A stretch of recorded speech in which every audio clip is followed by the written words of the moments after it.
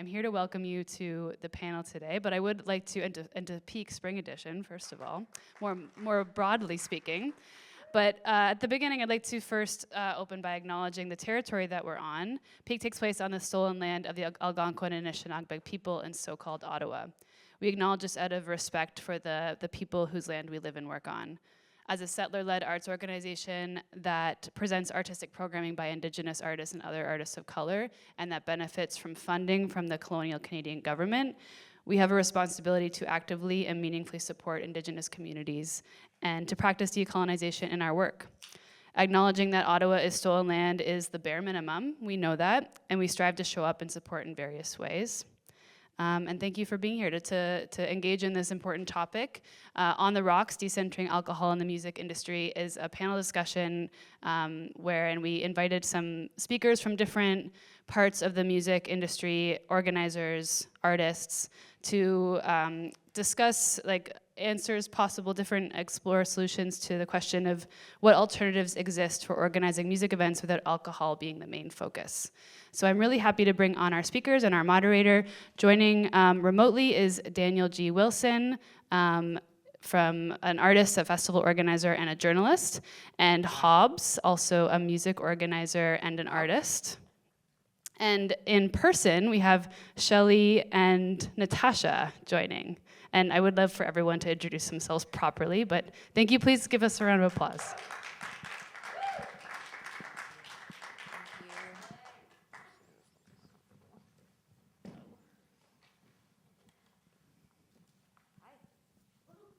Hi, everyone. How's everyone doing? Can Daniel hear us?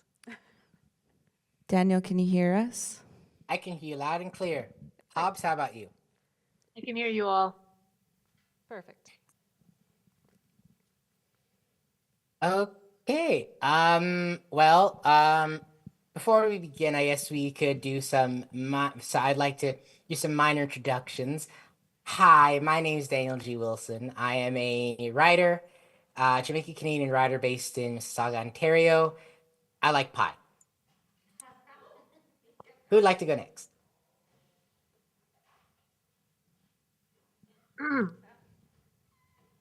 I can go next. I am Hobbes. I run a festival in Ottawa, a punk festival sitting on the outside. I'm currently in Buffalo, New York, because I've been hit with the plague, unfortunately, so I'm keeping you all safe from my germs. Appreciate you.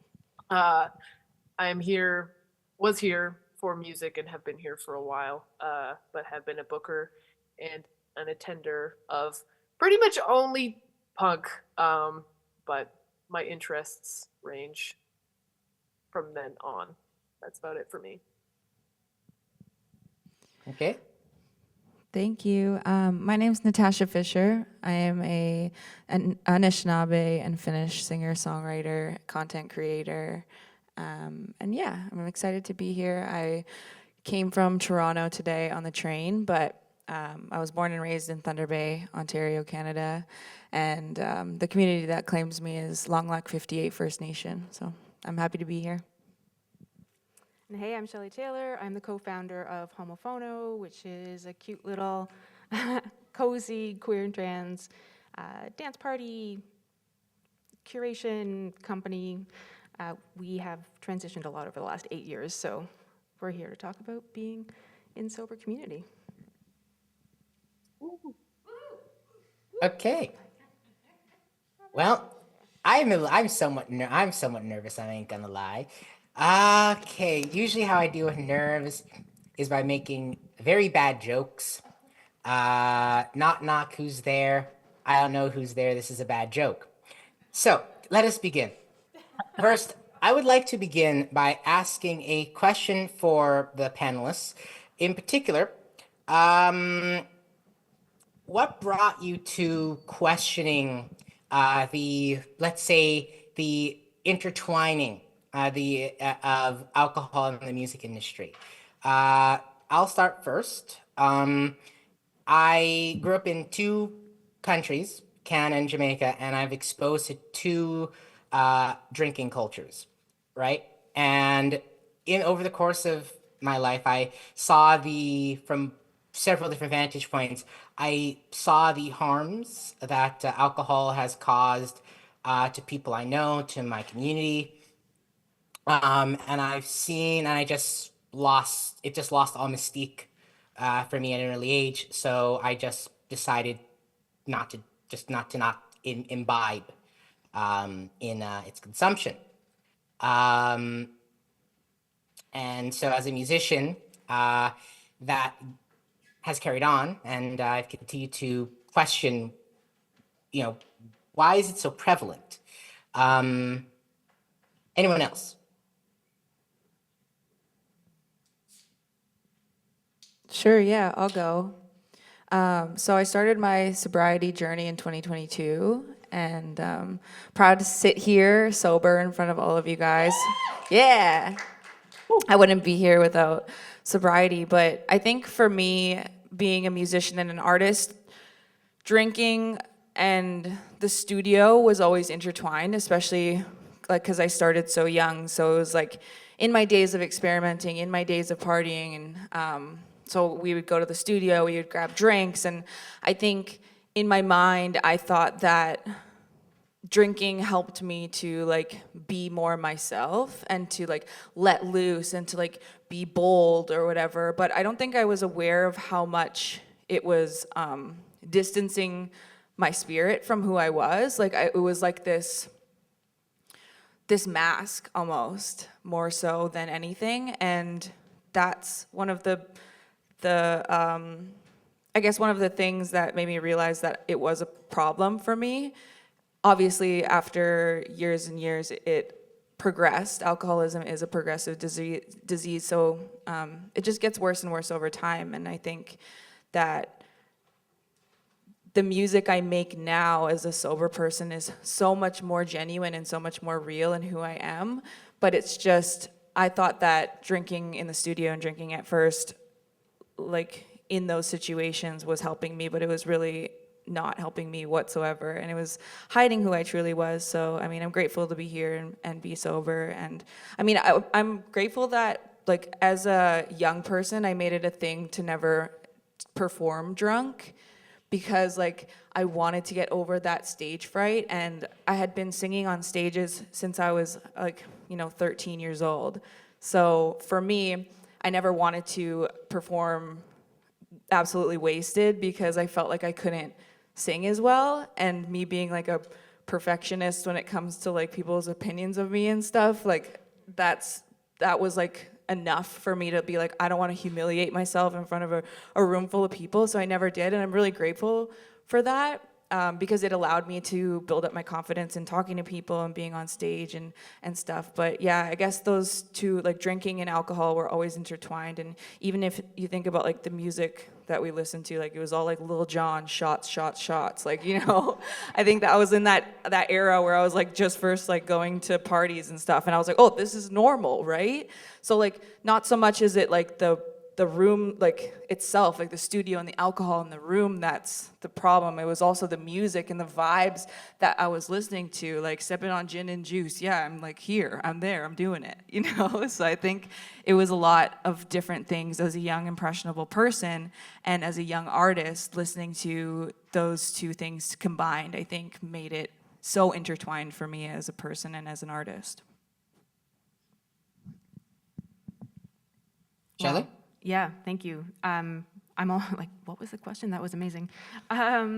So when Homophono started in 2016, our whole mandate was to be an accessible place where queer and trans people could come as an alternative to mainstream bars and clubs. But we weren't offering, alcohol-free spaces at the time. But when we started thinking about accessibility, it sort of shifted, of course, over the years, but we were always thinking about Homophono as being sort of expansively accessible.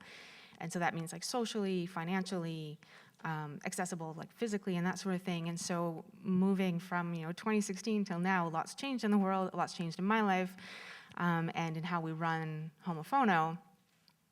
And now we've come to this place where we realize that accessibility is partly part of accessibility is making spaces where everyone feels like they can belong.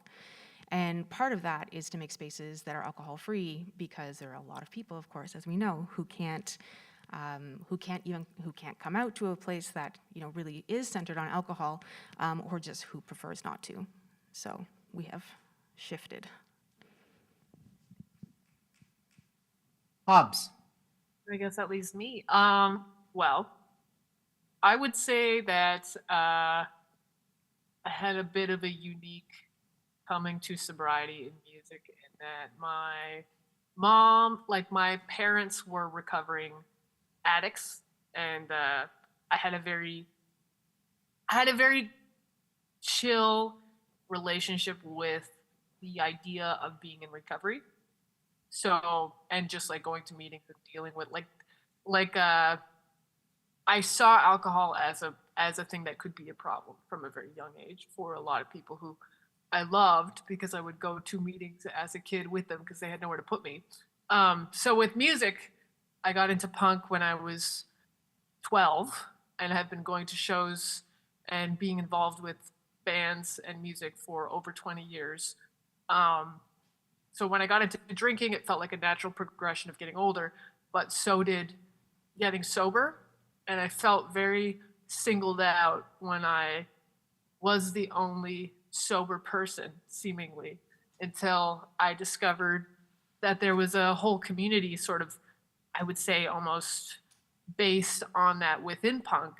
Because it was always punk that interested me. So within punk, there was straight edge as a subgenre or a subsect of punk that has some ties to slightly macho, holier than thou attitudes with it. But I found even within those punks, though, there were more queer, more, I would say, less judgmental, sober punks. So knowing that there were my people somewhere out there, I was able to navigate punk while not always having my people around, still being the only sober person in most spaces, but having the confidence of knowing that I still had community to access if I needed it, which I don't always have around. Sometimes I do feel like the only sober person in the room, but I try to make it known that I'm there and that I'm still doing everything that everybody else is doing while sober. There's often times where people will be like, Hobbes, I didn't know you were sober all this time. You've been out until 7 a.m. with the rest of us. And I'm like, yep, you don't need to do it. So I've been trying to be that person for people for a long time. I would say I've been sober, or straight edge technically, for maybe 17 years. So That's amazing. Thank you all for sharing your stories. Okay, and I'll say, I can see I've had similar experiences to everyone here, from vantage point of an observer, or story. It kind of mimics my own story as well. And I imagine for many in the audience as well, they can relate in various ways. So once again, thank you all for sharing. And to my next question that I want to start, jumping off from there, how do you all deal with the societal pressure to drink? Has abstaining from or deprioritizing alcohol affected your social life in any positive or negative ways? I'll start. It's always been interesting seeing the reactions people have when you don't drink. Sometimes you get accosted by people judging you because you don't drink for some strange reason. It's seen, it can be a lot of pressure to be a part of the group in times. What is everyone's experience? Who would like to go first? Sure, I can go first. So I'm someone who still drinks, but I have really decentered, that's a great way of putting it, we've decentered alcohol in my life. But I've really, I guess, reduced how much I drink. It was normal, I think, pre-pandemic for me to, drink a lot, wake up hungover, feel crappy all the time. And now I can't even imagine a life where that's my norm. So that's really changed things. But I find, for me anyway, that the people around me are kind of on a very similar journey. And my partner, who I started Homophono with, shout out to Natasha in the front row, has been sober for a really long time. And so I think, having her come into my life as a sober person who still really liked to go to bars and loved to go dancing and loved to do fun things, it really kind of changed how I thought about sobriety, or changed how I felt about, folks around me who didn't drink. And watching, my friends and community really welcome Tasha, and many people talk to her about, wanting a buddy at, anything that we were doing, because they knew that she wasn't going to be drinking, and it was maybe something that was challenging for them or new for them. And so I feel really lucky that I've been in this community that's either been, shifting towards sobriety, or doesn't really center it in the way that maybe we did, 6, 8, 10 years ago. As far as my sobriety journey, like, I got sober when I first tried to get sober when I was like 25, and I needed, people always say I need to go out and do more research. So then I came back in when I was 27, and I was like, I'm never gonna have fun again, am I? This is like, I'm never gonna have fun. This is the end of the road. And I think for me, like, it got to a point where my drinking got scary. I scared myself a lot, and that was enough for me. I think when people view alcoholism or any type of addiction, they think about, like, you have to lose everything to have to want to quit. And for me, it wasn't that way. It was, benders and like times where I like couldn't stop, like things like that, or things like craving it at times where it's not even around. So it doesn't always have to be such a low bottom for you to stop. But in my mind, like, I had no idea how to sit in rooms that didn't revolve around alcohol. And that was the biggest thing for me. I thought that the only way to have fun was to drink or to do drugs. I thought that that's the only way that I could like have heart-to-hearts with people and talk to people. And I think a big part about being a musician is those like initial heart-to-hearts. And what I've learned through like getting sober and my sobriety journey has been like, I'm really emotionally shy. I'm outgoing, yes. Like, you can come up to me and I'll talk, I'll have a conversation with you, and I'll tell you my whole life story. But when it comes to like how am I feeling and check-ins with myself, like, I'm like really not good at emotions. And that's what they say about drinking. Like, it's a thinking problem. So I'm like always in my head. So when I first got sober and I was talking about like, going out and like, will I ever have fun again? I think like my life changed so much that in those rooms where it's like a societal norm to not drink, to like not drink alcohol, like I'm not even in those rooms anymore. Like, I'm in a completely different room. Like, I started making TikTok videos and I started building an online Indigenous community where I talked about all my struggles, about reconnecting to my culture, about the music I was making. And like, I started to build a community online where like that societal pressure to me didn't even exist. It wasn't even in the room with us. And I think that everywhere that I go from then on, I've been trying to build that space around me. And I think the longer that you remain sober, the longer that you abstain from alcohol and you build a community around you, like, that's not even a fear anymore about what people think about you or like what society thinks. And also, like, we're in a time now where I don't think that society's as harsh on people that aren't drinking either. Like, I think that we're understanding how fucking bad it is for you. And like, not to shame or put shame around it or anything, but just like physically, So I think that like with all the new information coming out, like they used to say like, oh yeah, you can like drink like 4 glasses of wine a day, like I don't know what they used to say, but they used to say stuff like that, and like that was like health, the pinnacle of health. They also used to tell you smoking was like the best thing, just to give you cigarettes on an airplane. So, you know, we've come a long way. So I think we're all just like figuring it out. And for me, like, yeah, it's just about being in new rooms, building new spaces, and then it's like, fuck, who cares what other people say? Like, it's just, as long as I'm safe and I feel safe into myself, and, you know, I can then be emotionally free to share and be who I am. Thank you. Hobbes, do you have anything to add?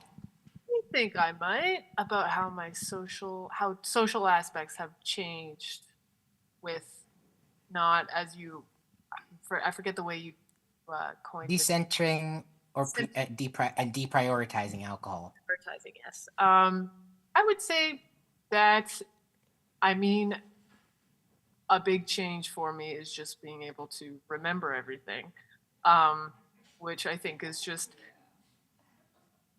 unanimously a wonderful side effect that I notice people have when they stop becoming overly inebriated at shows. I think as an organizer as well, I really appreciate having all my faculties and being able to stay reliable for people around me, because when I think of all the people in my life who have calmed me or have been a calming presence for me, they've been people that are stable and consistent. And so I try to be that person for people around me, where they know that no matter where I am, my idea of ethics and morality doesn't change by what hour it is in the evening. You know, like, I'm still pretty much exactly the same, with the exception of maybe I didn't have enough coffee, maybe I didn't have enough sleep, but I'm still very much the same Hobbes. So I think that is an aspect that I think my social life has improved, because I try to be a helpful presence, especially for younger punks around me. I want them to be able to know that they can find me at any hour of the morning, any hour of the night, and I'll still remember everything from the day before. I'll still remember all the details that I need to know, and I'll still be the same person. So I think that is one of the scarier aspects of loved ones and people I respect letting themselves lose control a little bit, is that I don't really know who I'm interacting with necessarily in that moment when they're in that state. I still love them, but there is an inconsistency and a lack of being able to rely on somebody when they can't even hold themselves up, and you kind of got to hold them up. So I try and be consistent, and I think that aspect of sobriety has been surprising for me. Okay. Thank you all for sharing. It was wonderful. I would like to then segue into a question. As organizers of shows, of concerts, of gatherings, the question of building safer spaces. I usually say venue, but safer spaces is a very important subject. And the presence of alcohol, among other substances, can somewhat pose an interesting, let's say, dilemma for for us as concert organizers. I will say from my own experience that it was all that one. I always, whenever there was a show where alcohol would be present or other types of substances, I would always be very. I would usually stress the entire night, because I was always making sure that nothing bad would happen, that no incidents would happen, that no one would make, say, a drunken mistake, let's say. I want to ask the panelists, what do you think of that, of alcohol, and how the presence of alcohol can kind of affect the ability to build a kind of sort of a safe space, or affect safe space practices? Well, my other job, besides being a a panelist and a singer, songwriter, and a producer. I work with Indigenous youth, and I travel to remote First Nations communities. And we talk about music, and we make music with whoever wants to make music with us. Me and my cousin, Classic Roots, he's a Indigenous DJ and electronic producer.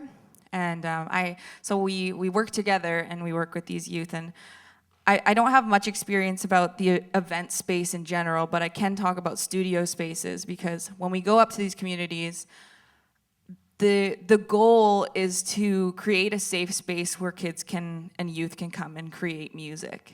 And I think that for me growing up, the studio was such a, like, from day one, it was like, grab the beers, grab the wine, we're going to make a banger. Like, that was the vibe. And I think, like, starting so young with these youth and these young people and creating a safe, sober environment where me and my cousin's also, he's been sober for 20 years.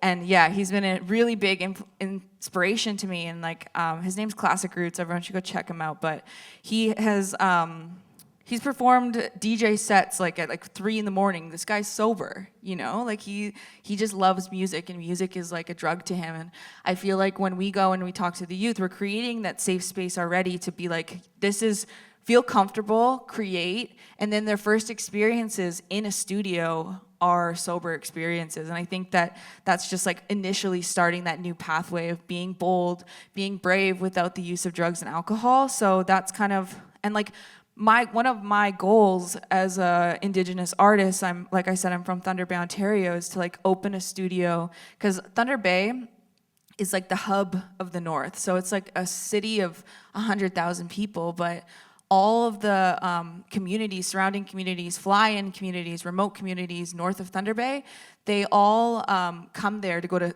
school. So most of these communities don't have high schools.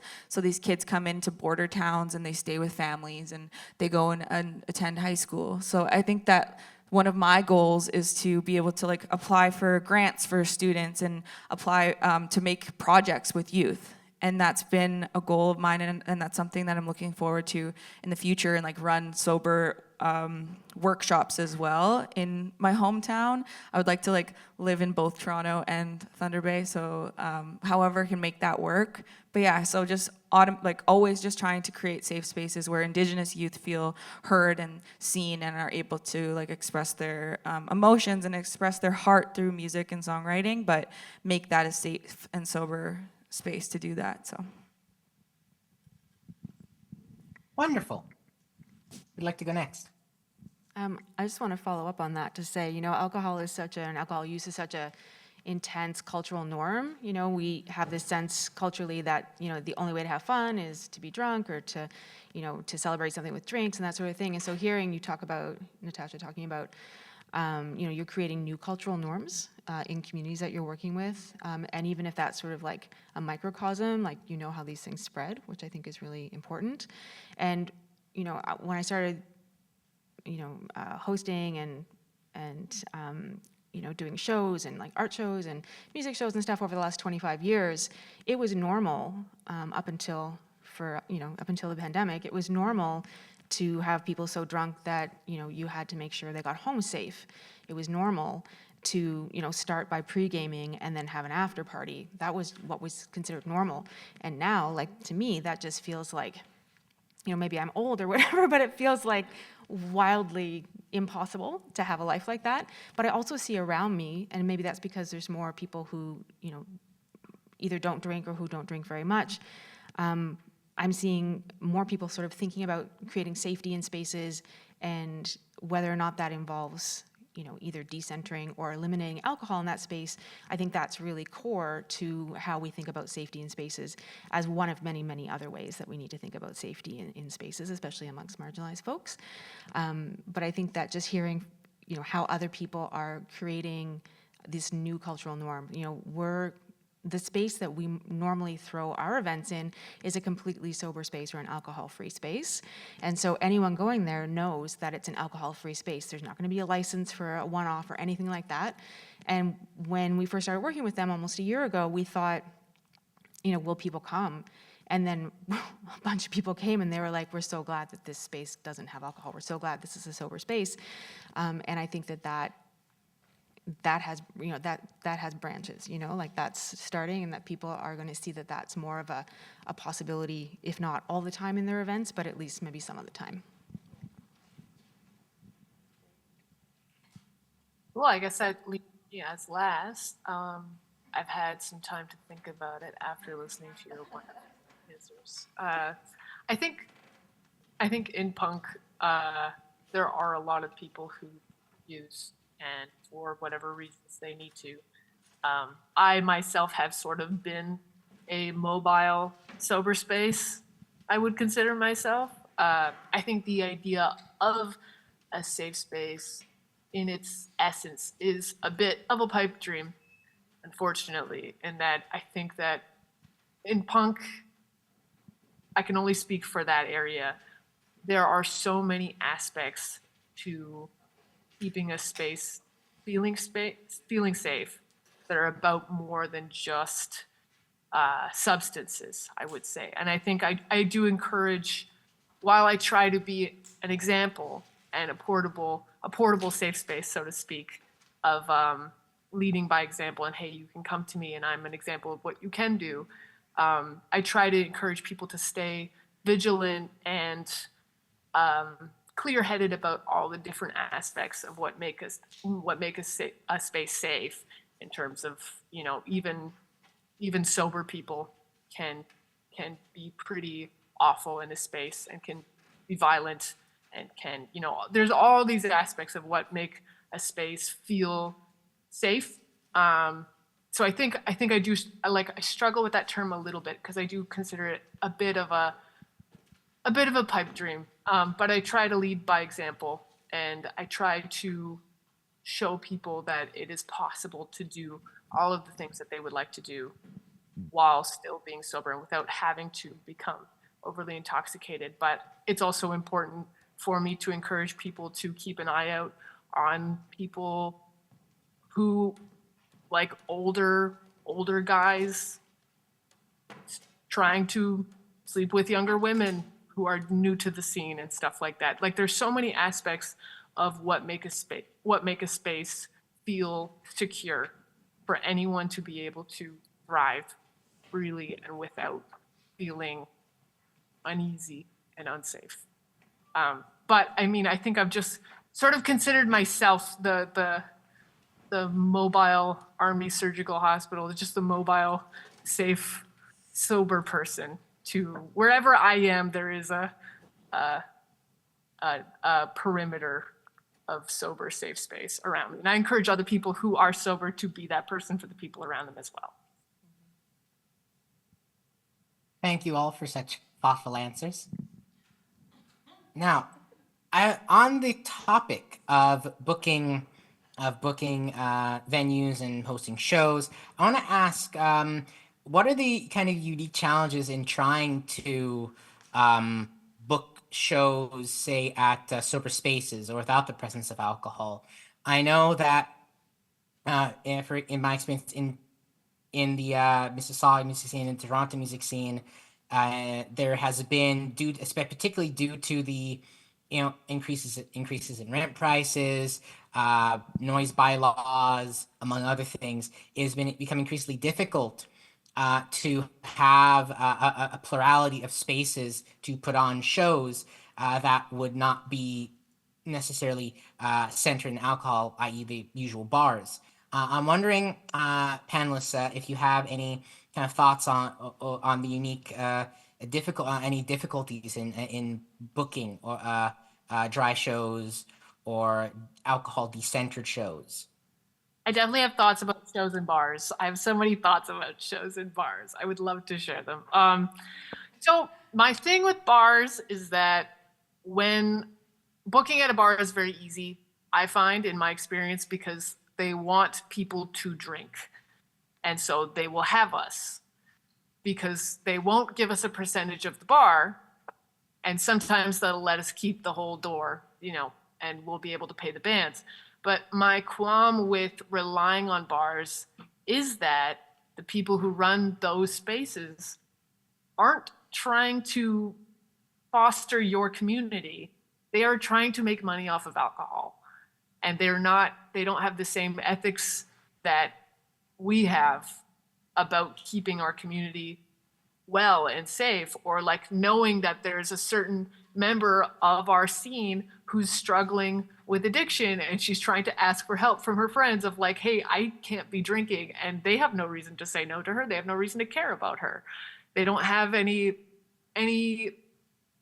real, I mean, for the most part, they don't have any real care about anything other than their business model, which is like, it's hard to put something so precious to you in terms of like music and community into the hands of someone who's just trying to make a profit, and trying to make a profit off of something that can be so complicated for people and so entwined with addiction, so entwined with over drinking and things like that. So I really, really, really, really, really try and stop relying on bars for shows. And the bonus of that is that I get to have more, which is, I think, my priority, all ages shows in punk. I want like a 16-year-old to be able to go to a show. And an all ages priority for me usually means that I have to let go of bars. And honestly, I don't mind, because they don't care about us. There's been so many times where they will keep someone employed at their bar who has been known to be violent, but they'll just keep them employed because they're a good worker and they want that guy to keep working. And it's like, well, that's not really, I wouldn't say that's necessarily community minded. So I have so many pet peeves about punks relying on bars for shows. You don't get to have all ages. You don't get to show young people what music is. And then they get inspired and they make bands. Like you're just locking out a whole sector of who can watch your band, who can get inspired by music, who can have community. And you're relying on these people who are just trying to make money off of essentially like addiction. I mean, they have no reason to care about you other than legality. They don't want to get sued for over serving. So that's essentially where it ends for them. But those are my opinions about bars. I have so many opinions. Thank you. Would Yeah, I can. Shelley? Yeah, I can go next. Everything Hobbes said, plus we moved from doing bar shows to doing cafe style shows, which are obviously smaller, but there was less of a focus on alcohol. There was a lot more options. Cafes obviously have a lot more going on. They have food, alcoholic and non-alcoholic beverages. And, probably around 2017, we started really promoting the fact that, certain cafes would work with us to come up with interesting non-alcoholic drinks. So it wasn't like we had sober spaces, because I'd never envisioned ever being able to throw a party that was sober or in a sober space, or alcohol-free is probably more accurate. But just, moving towards that, I think it's not that realistic to think that everyone can throw an event that's going to be alcohol-free and people will come. But in terms of the economics of that, I think that finding a space that's more of a blend, that's, a little bit more of a community space, whether that's a cafe or someplace that does have a license, but that's not sort of their main focus, I think could be a way of thinking about this from an economically workable idea. Or I've seen, there was in Montreal recently, there was a daytime rave that was alcohol-free, and it apparently had a huge turnout. I mean, Montreal's a bigger city than Ottawa, but huge turnout. But it was like a 3 to 9 or 3 to 10 on a Sunday sort of thing. And so I think what they did was work with a bar to not serve alcohol during that time, which of course the bar wouldn't have been probably, either open or very busy in that moment. But yeah, finding ways to work with folks to offer either a reduced alcohol space or an alcohol-free space does, I think, require a fair amount of creativity and buy-in from the people who you want to come out. As an artist, I don't think I have, I go where people book me at this point in my career. I would like to get to a point where I throw more shows and parties on my own. And but like as of right now, you know, I just wherever someone books me. And at the beginning of my sobriety journey, like it was kind of a scary thought at first to be like, oh my gosh, like I'm gonna go to this play the show and there's like gonna be alcohol there. Like what if there's alcohol in the green room? Like that was a stressor for me at some point. But I think later on, like I've learned to live better without alcohol. Doesn't mean like that feeling or that experience that I've lived with ever goes away, but it does get easier. But a lot of the shows that I do, like I do a lot of elementary schools where me and my cousin go and we do culture sharing. So there's definitely no alcohol there, just like a bunch of screaming like, second graders, like yeah, like they're having the best day of their life.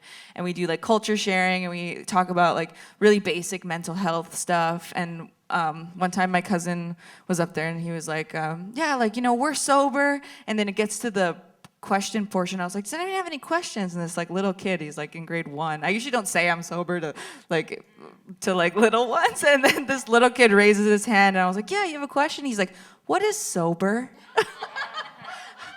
I was like, oh, it just means we live our lives without the use of drugs or alcohol.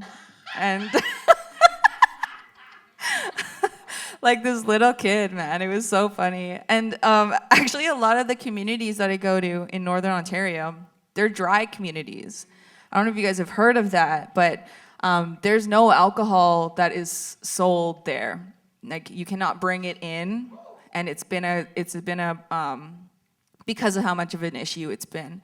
You know, we're talking about community members like myself, Indigenous community members who have struggled greatly and been traumatized with generational trauma because of colonization and ongoing racism. And, you know, so a lot of the communities that I do visit are alcohol-free already. But it doesn't mean that once they leave their communities and once these youth leave their communities, it almost makes them potentially want to do it more, right? It's like that forbidden fruit. But, you know, just trying to be that voice, an example, leading by example, because like, it's also like not everyone has a problem. That's also a thing too. Like I have a problem. When I start, I can't stop. And that's a problem for me. And that ruins my life. But some people can have a glass of wine and be okay. And like that's how they let loose at a show or whatever. And that's okay too. Like there's no judgment on that. But it's just like this whole time I've been speaking from my own experience in like, I can't drink, so I need to create a safe space like in here and in here in order to like go out into the world. So I think that, yeah, as far as sober like events and stuff, I'm not there yet, but I think eventually maybe like the cafe thing or like a community center or something where you can really control the vibes. So I don't know, that's like something I was thinking of. So. Thank you all for your wonderful answers. That I want to add a small bit there and say, Natasha, I've only seen these school shows for your social media. They look fun. Did you see them? It's like I'm like and jump, all these like little like Yes. heads in this crowd. What is sober? Like, oh my god. Yeah, I wish you came to my school when I was a kid. Now, this segues into sort of my next two questions for the panelists. I want to ask first. I want to ask, why do you think alcohol and the music industry is so intertwined? It's very interesting to see just how intertwined it is, from how many musical events are sponsored by alcohol, the just expectation of alcohol at concerts, big or small, as has been discussed in during our talk so far. I'm curious if the panelists have any thoughts on why this connection, is, of course, acknowledging the capitalistic forces of the music industry. I think I will always expect a certain amount of substance use and abuse in music. Definitely in harder music punk and hardcore punk, in that there's just so many. It is so inherently entwined with rage, sadness, feelings of being an outsider, feeling like you've been abandoned by the world. And a lot of people cope with those feelings with using as well, with a form of escape. So I will always expect a certain amount of it, as well as the fact that nightlife itself, and shows usually happening in the evening when people are done work at night. Those are kind of entwined as well, where you get overflow from people just on the bar strip finding their way to your show. There is an unfortunate, just forever entwinement, but I do hope that when people are feeling abandoned by society and feeling alone and like a misfit, that that community itself will be what they needed, and that they won't need to escape because they can just be involved. And if they want to keep using, they can, but they don't need it as a form of therapy and escape. We can just be that. But that is sort of, I do expect just an entwinement forever. It always has been, and I think it might always will be, but there are other options, definitely. Thank you. Natasha? Yeah, I guess just to add to what Hobbes said, artists are sensitive people. Artists are vulnerable people.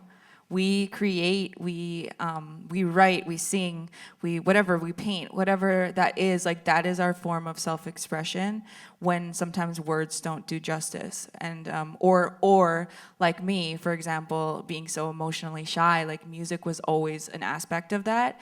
And I think when artists are expected to be in the front and public speaking and like in the public eye in certain ways, I think sometimes people get caught up in using drugs and alcohol as a crutch to like cope with those feelings of anxiety. Just like, so like in a general way, like it's a Band-Aid solution for a bigger problem a lot of the times, which is that feelings are hard, and we don't always want to be like in the front of the house, like yelling and screaming on stage, and sometimes maybe people don't always feel like it. So that's like an easy way out of how you're feeling at the time. So, I mean, yeah, I guess that's all I have to say about that. Sensitive people. We're so sensitive. Yeah, I mean, as someone who used to drink to manage an anxiety disorder, and realizes, Band-Aid solution didn't really work. But it did, I think, the confluence of capitalism, unchecked mental health, loneliness, as, queer and trans people, other marginalized, folks, more likely to have substance use issues, more likely to experience, mental health and emotional challenges, and experience loneliness. And so I think that alcohol makes people in groups feel less alone. It makes you feel like you're more fun than you maybe are. It makes other people seem more interesting, maybe more attractive. So I think, there's a lot of, a lot of drive towards alcohol in these spaces. But I think what underlines all of that is capitalism and the, close association with money, and alcohol being a huge business. And, we as a culture undervalue art, and we undervalue, musicians and performers. And so we're not willing, in Canada, we're not really willing to pay to see, enough to cover the costs of performers. And so, we may pay $400 for a Taylor Swift ticket, but we don't want to pay $10 to see like a really talented local musician do something at a neighborhood place. And so, comes down to economics, and alcohol pays for the door, pays for the cover, or it allows the cover to be an amount that will pay to go see somebody, no matter how talented they are. And so like all of these things come together in a way that it makes sense that it's really hard to separate alcohol and music. Once again, thank you all for your thoughtful answers. And to add to what Shelley had just said, I'll also say that it's always very irksome when a promoter or bar venue tries to pay you in drink tickets. It's It's an annoying experience that happens far too often. Okay, now this segues then into my next question for the panelists. So, it is very commonly, I forget who had said this, but it's a common kind of adage or saying that it is easier to imagine the end of the world than it is to imagine the end of capitalism. I don't believe that for a second myself. I can think of many alternatives, but enough about me. I see a similar way of thinking when it comes to alcohol and the music industry and our broader society. But what's interesting is that for the vast majority of the world, alcohol is not really heavily consumed and is not prioritized. For example, in much of the Islamic world, while in many countries there is the presence of alcohol in small numbers, they have entire communities, cultures, events, musical events, gatherings that does not feature alcohol as a center point, as a centerpiece. There is much of the world existing with a alternative to alcohol as this centerpiece, right? Where, say, here, for example, it wouldn't be unusual, for example, to say give your friend a housewarming gift with a bottle of fine wine, for example. I want to ask everyone, what do they think? What do they think? Do you think it's possible for alternatives to become more normalized in our society for both music and also just gatherings and events in general that deprioritize alcohol, because we do have examples in the world?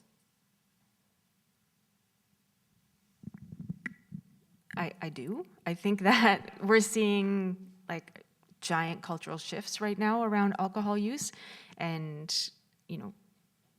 it's becoming, I think, more of a norm for bars and restaurants and venues to stock non-alcoholic beverages that aren't just orange juice and pop. I think that sobriety requires for many people a certain shift from drinking alcohol to drinking something that still feels like they're part of the group, they're enjoying the actual beverage itself. It feels like they're part of the norm, I think. And the fact that we have non-alcoholic like beverage stores popping up, or like faux alcohol stores popping up all over the country, that we have people, like we have restaurants and bars that are like promoting the fact that they have these really great non-alcoholic alternatives. We have people who mix alcoholic beverages for a living, coming up with really like complex, flavorful, fancy looking drinks that are non-alcoholic. So I think the more we can see and support those alternatives, the more we'll normalize that it doesn't matter whether or not someone drinks. And bars and restaurants and venues can still make money and pay performers on non-alcoholic drinks, and if there's actually a better profit margin often on them. And so if people who own, like back to capitalism, if people who own venues can see that it's actually an economic reality, I think we'll see more and more options. Yeah, I think I've seen like such a shift, like pre-COVID, trying to find non-alcoholic beverages at a restaurant versus now. Like you can, like I was at the Keg the other day and they have like a whole section of like 0 proof, and I just, that wasn't a thing back in the day. It was like, can I get a virgin, blah blah blah, and now there's like all of these options that are like made specifically, like you said, and they're expensive. It's like but like they're thoughtfully made and they're thoughtfully created. And yeah, it does make you feel like you're still like partaking in the vibes if you're at a table where people are drinking. And also like I want to highlight like the whole social media of it all. I think TikTok has become such an amazing place for building community. And through TikTok, there's like all of these different people who are prioritizing health and physical health, not only mental health. Like, I quit drinking because it was affecting my mental health, but now I see such a change in my physical health. So I watch a lot of content creators that are like sober curious, or they like take these long abstinence breaks and they're like trying all these different sober drinks, and they're people who don't have a problem and non-problematic drinkers. So I think it's really cool for me, like as somebody who does struggle with alcoholism, to see that other people are seeing the benefits of not drinking as well. And it's cool because it's like not such a negative thing. Like, I think before I was like, how am I gonna talk about this? Like, how am I gonna share? Like, now obviously, as you can tell, I've been talking about it for like an hour. I don't care. But I think before I was really scared of what people would think, and like what people would think of me, if they would think less of me, and all the guilt and shame around alcoholism. But I think it's like cool seeing that people who don't have a problem are now getting on the sober train and choosing that life. You know, I didn't have a choice like I did, but at the end of the day, I didn't. If I wanted the life I wanted, I couldn't have it in my life. But that people are just willingly giving it away. And also that, like, within like the capitalism of it all, like, people are now still profiting off of non-alcoholic beverages. Like, there's celebrities now making zero proof like gins and like tequilas and like selling those. Like, I'm not the biggest, like, you know, capitalism scary, but like, you know, it's just creating more doors and creating a safer space, I think, for the future, for people to make that conscious decision for their health, for their mental health, for their futures, and whatever, be all, yeah. Okay, that's my answer. All right, I guess that leaves me. Well, when you were mentioning the new non-alcoholic drinks and the influx of such and the availability of such, it did make me think of when I first got sober many, many years ago. Nobody knew what that drink kombucha was. Nobody knew what that was back then. And I found just that bottle of this, and I was like, this is weird enough that if I bring this to a show or like a party, people are gonna be like, what's this crazy thing you're drinking? And so I brought it, and they were just like, it's alive? Oh, and they just had such a strong reaction to it. And it was wonderful because I was able to have that, like, oh, you're being so kooky. Oh, you're being so, you're hurting. You must be hurting yourself for the greater fun of the event. And I was like, oh, surely, yeah, I'm drinking like bacteria in a bottle. And that was the itch that I needed to scratch, so to speak. So it's fun to see that evolution in terms of essentially, yeah, capitalism, like just rebranding, repackaging, and finding a way to sell people things. I will say that with my experience in music, it is much smaller. There is less of an emphasis on greater cultural trends, and with punk, it is very small. It is very small. All the punks know each other, and so if the scene sucks, it's everybody's fault. And so in Montreal, for instance, the effect that 5 people can have on their local scene is huge. And I can say, even for myself, within Ottawa, it has even a small effect, but it is noticeable among my peers. And even right now, in my current situation, having, like, I'm still sick, and so I'm still in Buffalo, New York, but I'm currently in the home of a sober organizer in Buffalo, Eric Bufaro, who's responsible for booking almost all the shows in Buffalo in punk and has been a notable sober influence, as well as his counterpart, John Toohill, and they're both in the same band. But most of the punk shows in Buffalo are booked by those 2 people who have been sober for a long time. So I think that the influence is much smaller, and we tend to focus a little bit less on what celebrities are doing or what's going on in mainstream media, and more so just like who in the scene is doing what. And so as much as I like to sort of tease my friends in Montreal for making back patches on the back of their jacket that say Montreal Straight Edge, there is like a ripple effect from people seeing that and being like, oh, these people in Montreal who are doing all this work and are being in these awesome bands, their presence is a sober presence, and that has an influence. I have less of a focus, I think, on in terms of what products are available and more who is currently residing in the scene at the time and what influence do they have on the people around them. All right. Thank you all once again for your thoughtful answers. I would like to then segue into, I think, a very interesting question for this. Stepping beyond even in the broader culture, the decentering of alcohol, I would like to ask the panelists what you think of the future, what potential future of the music industry that is removed even further, both from alcohol as a priority, but also in terms of the reliance on bars and just the reliance on, say, the traditional kind of capitalistic manner of doing things.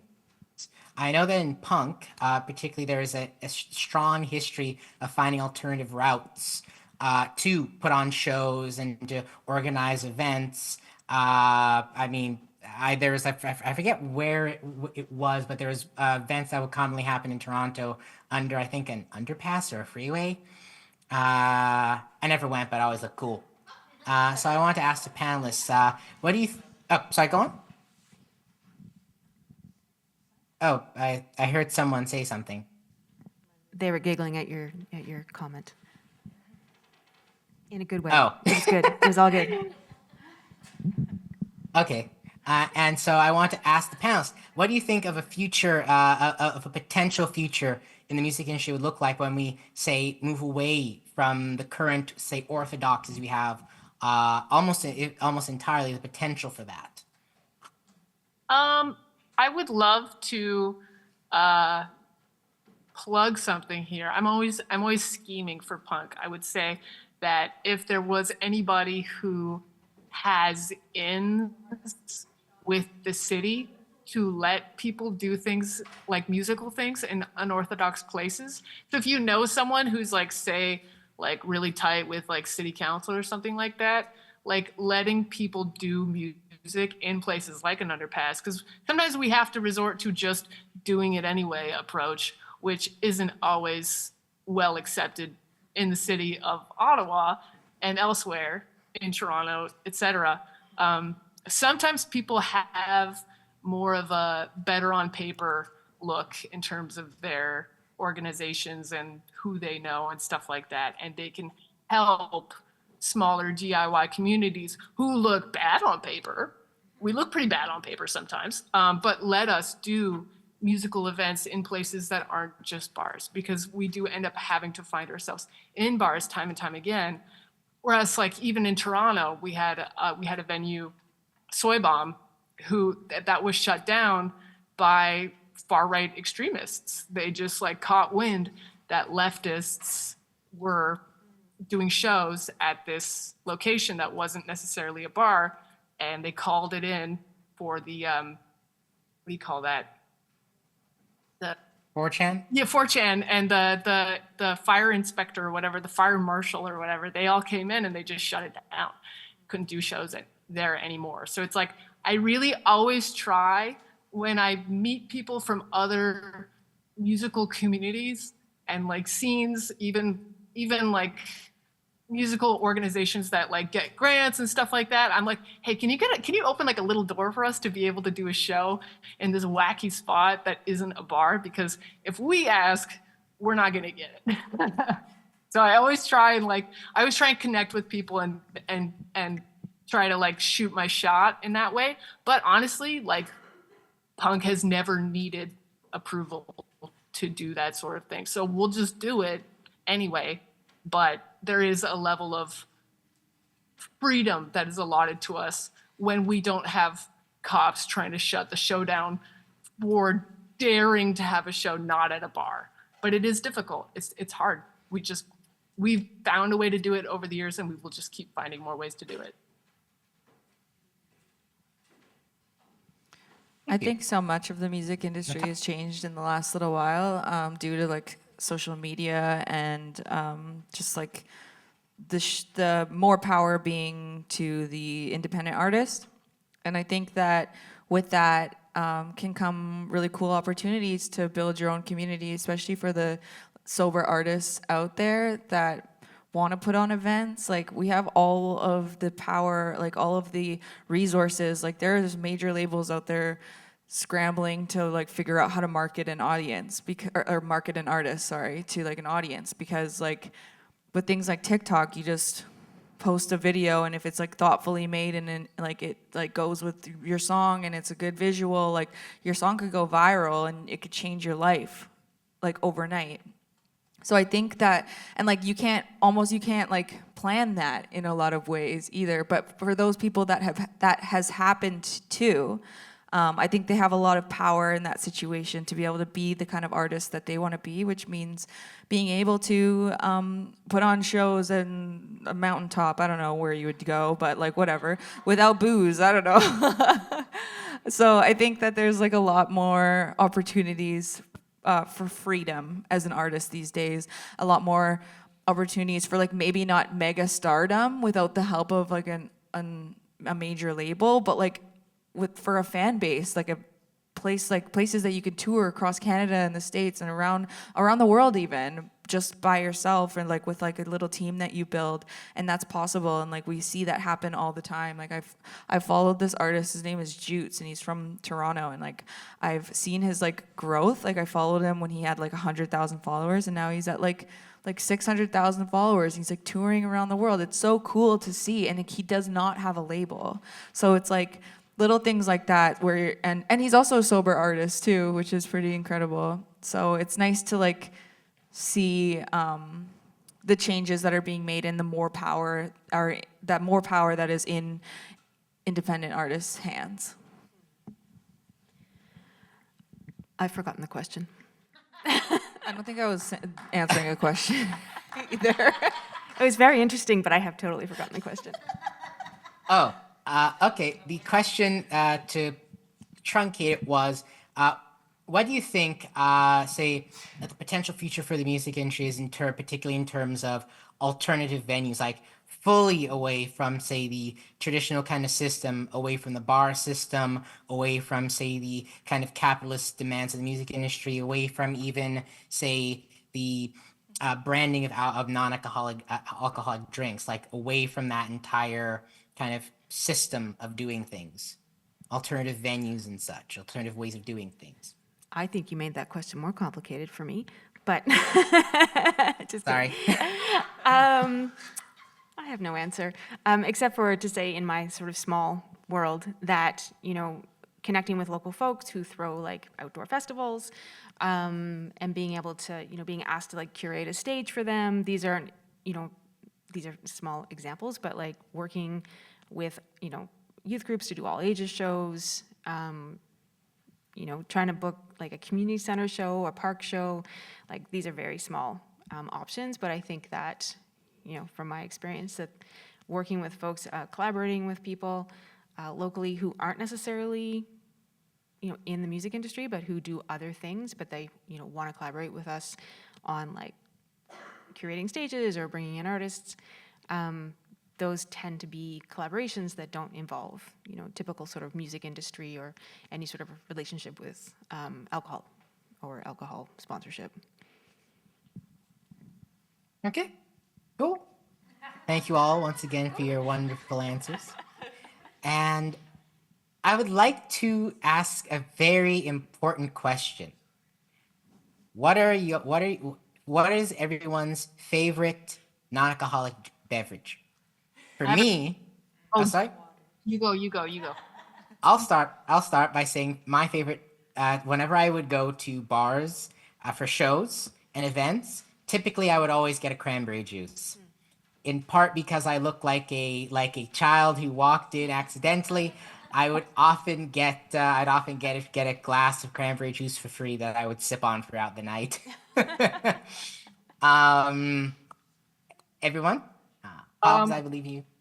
have a great example right now. This is the first canned soda in America, and it was promoted to reduce the softening of the brain, moxie. And it has to be imported from the East Coast, but it's wonderful. I love a good non-alcoholic beverage. I love preventing the softening of my own brain, which already feels pretty soft. I might be too far gone, but I can start late. It's always good to keep your brain protected. For me, it just genuinely depends on how bougie I'm feeling at the time. Like if it's any of those super fancy mocktail kind of drinks, I'll try it, but they're $8, so sometimes it's can I get a soda water, please? It just depends. It depends. Soda water, I like me a good ginger beer if they have that. And yeah, did you know that the Corona, they have that new, it's called Sun something, and it has vitamin D in it. They infused it with vitamin D, so little fun fact, and 0 alcohol. So shout out. I'm not getting paid for that either, just so you guys know. Talk about capitalism. So you took my answer. So I'm really cheap. What's that? Nothing. I said I'm definitely being paid by Mott. You are? Shoot, I should have asked. Yeah, so I'm really cheap. So if I go to a bar, club soda, if I'm at home, I get bougie. I like a non-alcoholic Campari soda, especially in the summer. Very fancy. But yeah, out at a bar, it's all club soda all the time. You're where are we, Greece? I know. I pretend. It's okay. Okay. Man, forgetting sponsorship deals. I should have gotten a sponsorship for Big Cranberry Juice. I know you're all slipping. Ocean Spray. Nah, I want to go bigger than Ocean Spray. Galaxy Spray.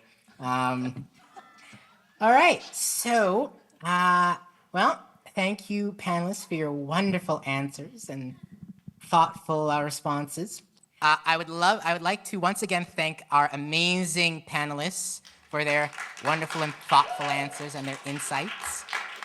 Everyone give them a round of applause.